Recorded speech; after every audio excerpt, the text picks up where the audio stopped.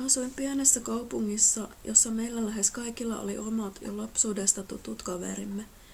Koulussa vaaleat ja mustaihoiset lapset porukoivat omissa porukoissaan. Minulla olivat jo päiväkodista lähtien tutuksi tulleet kaverini.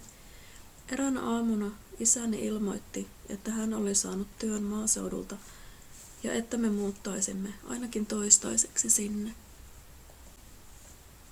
Kerroin siitä kavereilleni.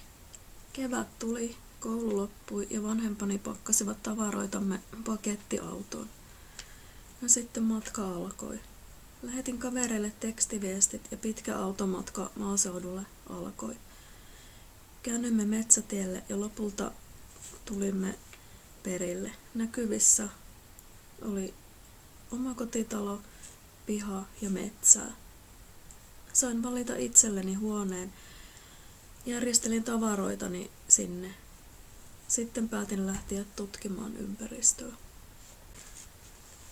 Kävelin metsäpolkua pitkin. Se johti joelle, siellä oli silta. Kävelin sillalla ja sitten jatkoin matkaa sen toiselle puolelle.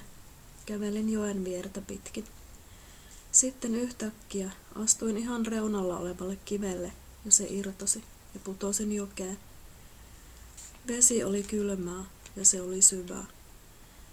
Yritin uida rannalle, mutta en päässyt sinne. Juuri kun voimani alkoivat loppua, kuulin huudon, tartu tähän. Joku ojensi puuoksan. Tartuin siihen kiinni. Mustaihoiset kädet auttoivat minut ylös joesta. Siinä oli kaunis, tumma tyttö. Kiitin häntä avusta. Oletko kunnossa, hän kysyi, kuka sinä olet. Kerroin hänelle nimeni, hän sanoi olevansa Jane ja asuvansa muutaman kilometrin päässä, olevassa punaisessa omakotitalossa. Olin vähän hämmentynyt, en tiedä näkyykö se ilmeestäni, mutta sitten kerroin hänelle, että asuisimme ainakin tämän kesän täällä. Jane kertoi, että tämä paikka oli syrjäinen eikä täällä asunut muita kuin vanhoja ihmisiä. Voit tulla käymään meillä joku päivä, Jane sanoi. Tai sinä voit tulla käymään meillä, sanoin hänelle. Sitten hän hymyili minulle ja sanoi, että hänen pitää nyt lähteä, ja hän lähti pois paikalta. Minäkin lähdin likomärkänä kävelemään takaisinpäin. Äitini kysyi ihmeessä, mitä oli tapahtunut, ja kerroin hänelle koko jutun. Hän pelasti sinun henkesi. Kiitä sinä siitä häntä. Kiititkö sinä, äiti kysyi. Sanoin hänelle kiittäneeni. Sitten kävin suihkussa ja vaihdoin vaatteet.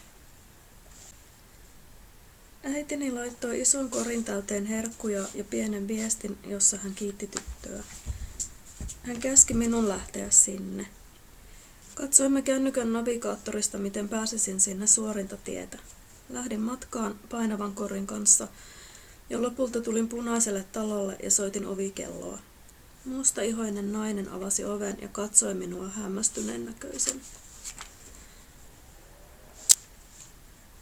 Ojensin korin ja viestin hänelle. Hän otti ne ja käski minun tulla peremmälle. Hän huusi Janeä ja katosi itse keittiöön. Jane pyysi minut seuraamaan itseään omaan huoneeseensa. Se oli kaunis koristeltu huone.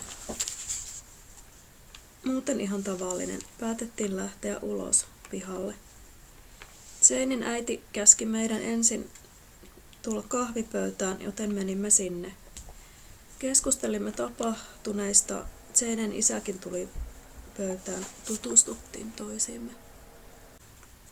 Sitten mentiin ulos pihalle. Huomasin, että viihdyin hyvin Janen seurassa. Meistä tuli hänen kanssaan kavereita. Nyt oli sentään joku seurana maaseudulla.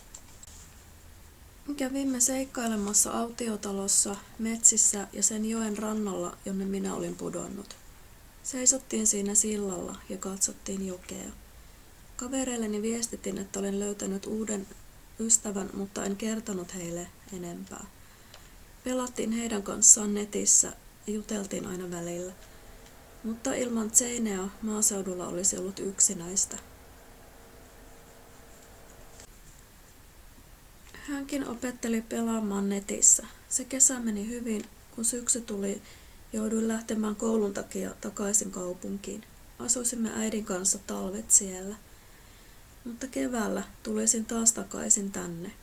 Hypästelin Janen ja tiesin, että tulisin ikävöimään häntä.